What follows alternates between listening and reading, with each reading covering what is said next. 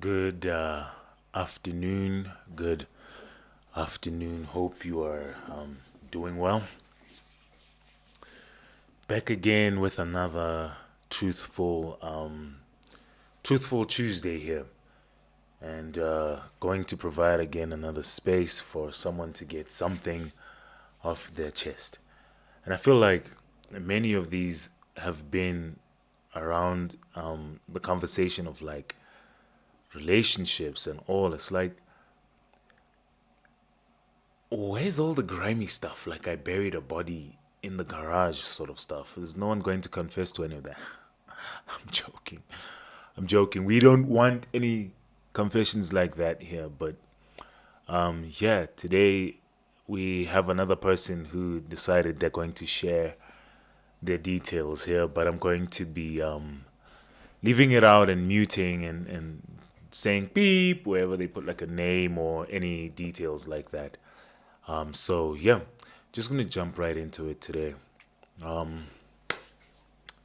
If you yourself have something you are looking to and want to get off your chest, send it in to the Google form that's going to be below in the description, and we're just gonna read it out here, and you can hopefully get that off your chest.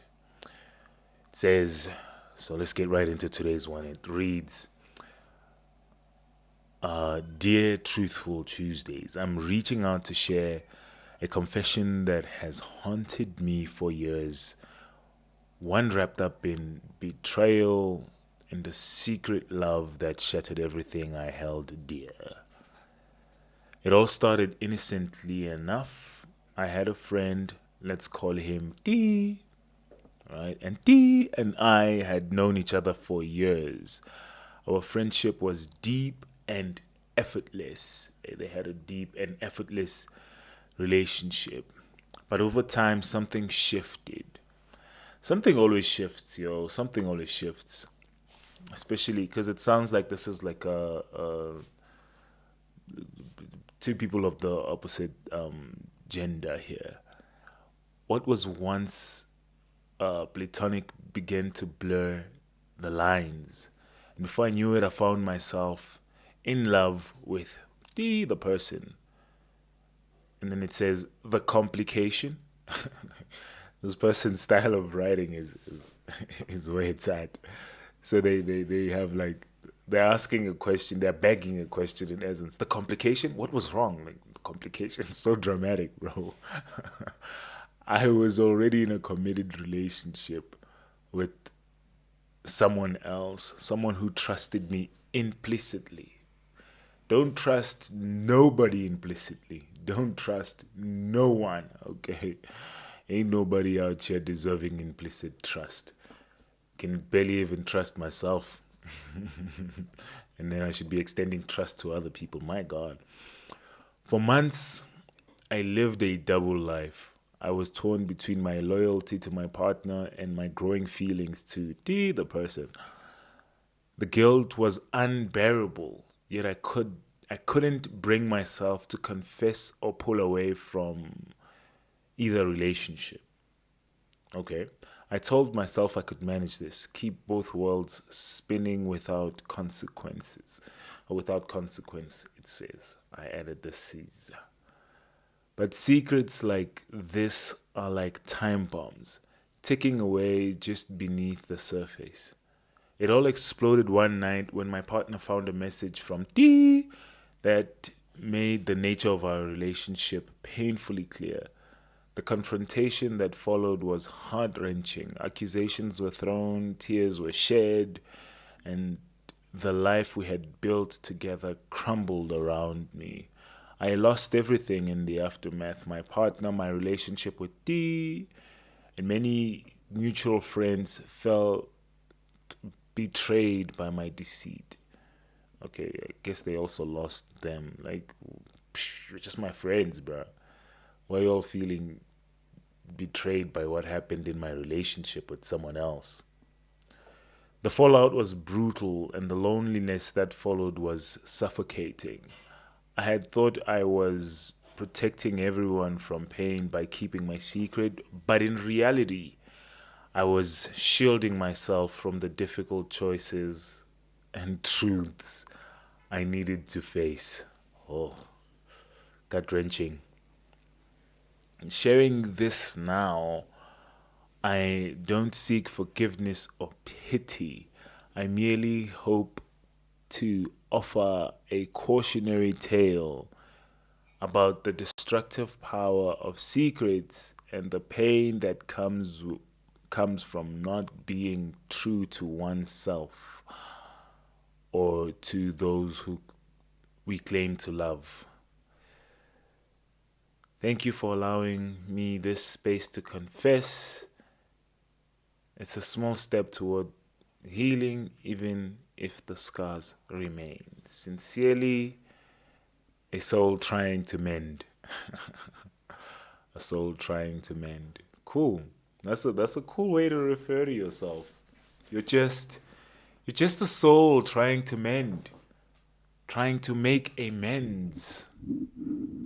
That's a cool way to refer to yourself. But yeah, that's that. Secret love affairs. Well, um,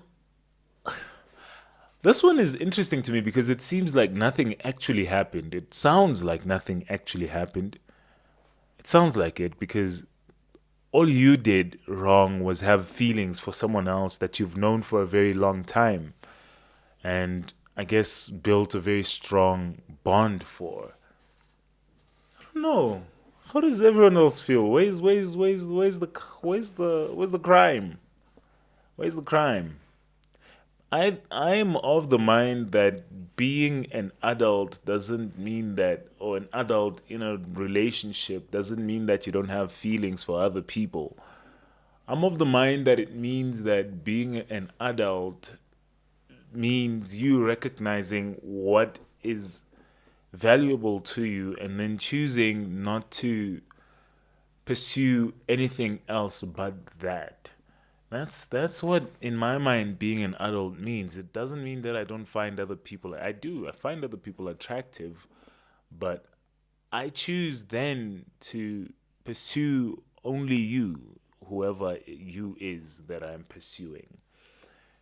That's my take on it. I don't think inherently by having the feelings, if what I'm picking up from this is true that you didn't actually do anything, all that happened is your deep feelings for someone who was a good friend for a long time turned into romantic ones.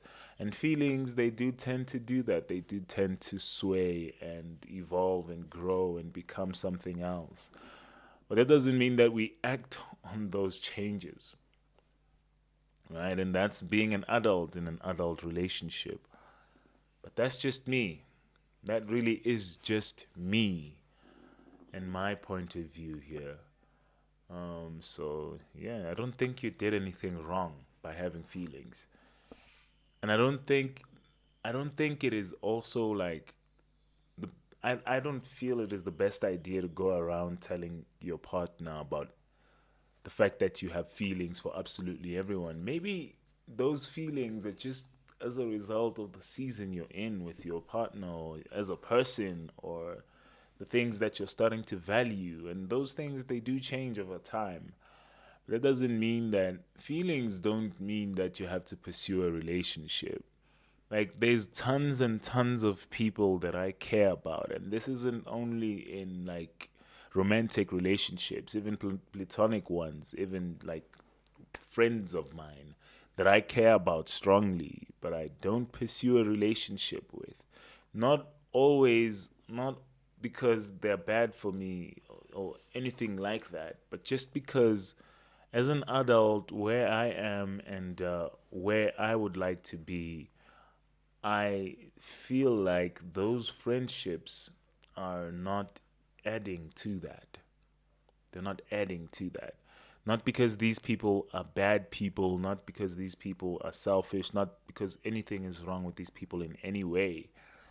It's just the friendships themselves are not mutually beneficial to both of us who are in there. But I'm digressing heavily here. But Yeah. I don't hear, I don't read anything that you did inherently wrong. If anything, the implicit trust that your partner gave you might have been a house made of a deck of cards without any kind of solid foundation. And we all know how easily those tend to crumble. Trust is not something that should be given freely or cheaply, and it isn't something that should be taken cheaply as well. Trust is something that needs to be built brick by brick. You don't just say, I think you're a good person, so I'm going to trust you. That's a lazy approach. And that, in fact, almost always is going to get you in trouble, in loads and loads of trouble, right? We should approach, I tend to approach trust as a one step at a time sort of a thing, like based on our relationship, continued growth in our relationship. Based on that, I will grant you more and more trust and give you little opportunities to jump off a cliff with me. That's a bad expression, but give you more opportunities to earn trust. Trust is currency. It really is for me. Like it's earned bit by bit. And I like to earn my trust too. I prefer to earn my trust than to just have it freely given to me. But yeah, I don't think you did anything wrong. It doesn't sound like you did anything wrong. I didn't hear any pieces that were truly deceitful in what you did apart from having the feelings, which are not even in your control. You didn't decide to have the feelings. You might have put yourself in situations where these feelings arose, but you didn't decide to have these feelings. So, yeah. And it doesn't even seem like you decided to pursue these feelings. The worst that I heard is that you thought that you could balance both feelings. But it sounds like your partner didn't actually trust you at all. They just pretended to trust you. And as soon as they were confronted with anything that went against the narrative of your relationship, they then, in some sense, had their suspicions about you, which they had. They then thought that those suspicions were proven true. And based off of a suggestive message. That's interesting to me. But hey, thank you very much for sharing. I do appreciate you sharing today. Like it is to me a great pleasure to be able to create a space where people can freely share what is going on and what things they have been carrying about around with them for a while. So thank you for that and sharing that. So yeah, that was our Truthful Tuesday today. Tomorrow we're gonna have our Word Wednesday, and I'm thinking of pivoting that a little bit more towards exactly that, the Word, and diving a little bit deeper into the Word and the Bible. Yes, we're still going to give space to other luminaries. I say other luminaries as if they are on the same scale. Going to give space for luminaries to, like, yes, the only way I can put this is other luminaries to also share their ideas here and see how that can benefit us as people, as human beings.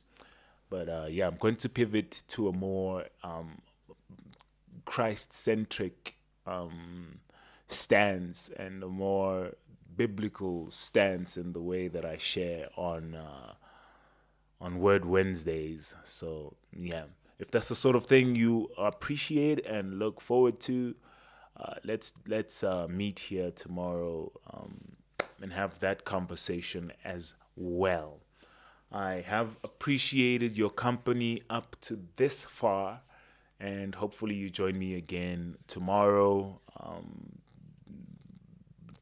next day, and beyond, to infinity and beyond, in the words of Buzz Lightyear. But thank you very much. And as always, adios, adieu, and